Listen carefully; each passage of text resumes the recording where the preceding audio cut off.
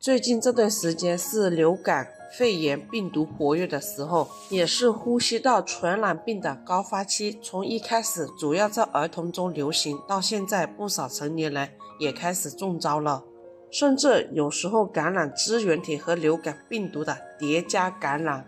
从病毒刚开始那一会，我就注意到了，为了防止中招，我和婆婆可真是费了不少心思。每一顿饭都尽量加一些滋润肺的食物，为家人建起一个保肺墙。其中功不可没的就是生姜和白萝卜。俗话说得好，冬吃萝卜夏吃姜，不劳医生开处方。生姜清洗干净之后切碎放入碗里，再准备适量的陈皮。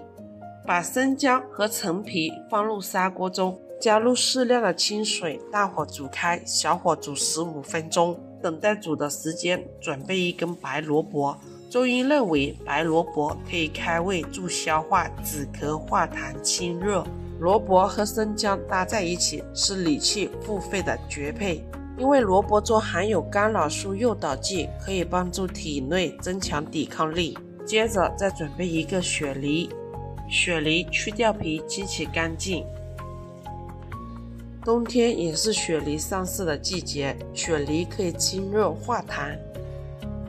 煮好的生姜和陈皮水，把生姜和陈皮的渣捞出来，切好的萝卜片和雪梨片放入进去，煮5分钟左右就够了。